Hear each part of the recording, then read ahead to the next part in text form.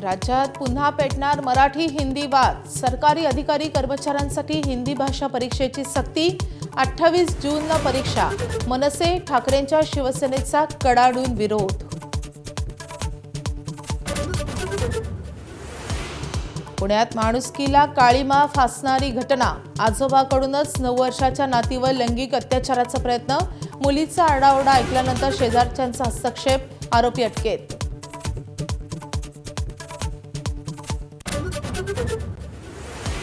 नसरापूर घटनेतील आणखी संतापजनक तपशील समोर। अत्याचारानंतर चिमुकलीचा मृत्यू झाला की नाही हे पाहण्यासाठी छातीवर मारल्या बुक्क्या। ससून रुग्णालयाच्या प्राथमिक वैद्यकीय अहवालात उल्लेख। पश्चिम बंगालमध्ये निकालानंतर हिंसाचारात 3 जण ठार। मृतांमध्ये 2 भाजप आणि 1 तृणमूल काँग्रेसचा कार्यकर्ता। भाजपच्या नवनिर्वाचित आमदाराच्या भावाची हत्या। अभिनेता विजय आज करणार सत्ता स्थापनेचा दावा।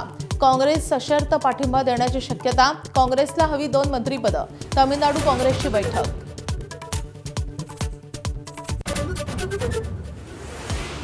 तामिळनाडूमध्ये अण्णा द्रमुक फुटीच्या उंबरठ्यावर। 47 पैकी 30हून अधिक आमदारांची टीव्हीकेला पाठिंबा देण्याची मागणी।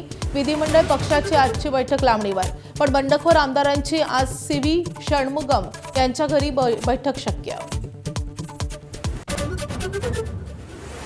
केंद्र सरकारकडून ऊसाच्या एफआरपीमध्ये 100 रुपयांची वाढ। आगामी हंगामात ऊसाला प्रतिटन 3650 रुपयांचा हमीभाव। प्रतिटन 300 रुपयांची वाढ हवी। राजू शेट्टींची मागणी।